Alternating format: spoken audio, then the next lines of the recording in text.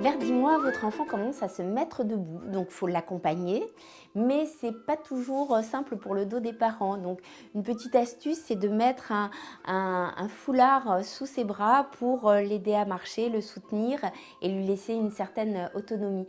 Ce que je conseille aussi aux parents, c'est pour sa sécurité, de fabriquer une espèce de petit parcours entre le canapé, un coussin, un pouf, une petite chaise, de façon à lui faire un petit parcours de sécurité qu'il peut utiliser pour commencer à faire ses premiers pas.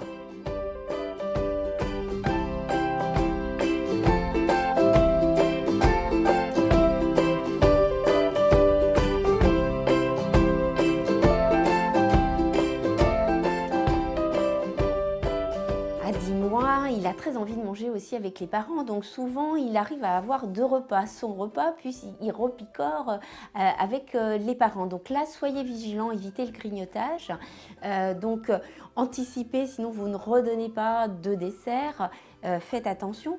Mais aussi, ne consolez pas un gros chagrin avec un gâteau ou un bonbon. J'entends trop de parents, lorsqu'ils tombent, lui dire « Tiens, mange un petit gâteau ». Non, quand un enfant a un chagrin ou est tombé, eh bien, ce qu'il a besoin, c'est un gros câlin, mais pas d'un gâteau ou d'un bonbon.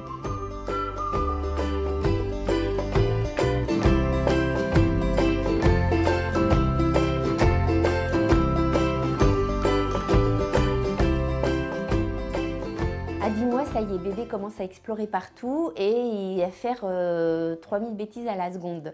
Donc, essayez d'anticiper les bêtises qu'il peut faire. Une petite astuce, c'est de vous mettre à la hauteur de votre enfant. Vous verrez encore mieux les bêtises qu'il peut inventer. Vous verrez mieux un fil qui traîne, le fil du double rideau ou un fauteuil devant la fenêtre qui pourrait escalader. Sécurisez toute la maison, les blocs-portes, les tiroirs. C'est très important. Réfléchissez avec votre mari.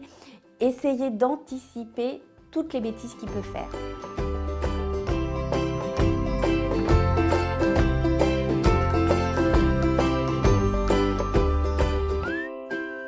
À 10 mois, les parents me disent vraiment, on n'en peut plus, il nous teste, il jette tout, vraiment, mais pourquoi il fait ça? Mais c'est normal qu'il fasse ça.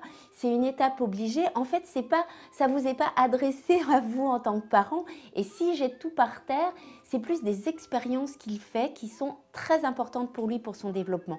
Donc, quand il jette et que vous ramassez, et ça des dizaines de fois, ce n'est pas pour vous embêter, c'est simplement qu'il étudie quel va être le bruit, qu'est-ce qu'il va faire. Oh tiens, ça casse, oh ça rebondit, tiens maman rigole, papa est en colère ou inversement. En fait, il fait des expériences. Donc si vraiment c'est très pénible, il y a des petites astuces à avoir. Par exemple, vous prenez une fourchette ou une cuillère en bois, vous l'attachez à sa chaise haute, il la jette et vous lui apprenez à remonter sa cuillère en bois. Voilà, il faut anticiper, mais ça ne vous est pas adressé tout ça.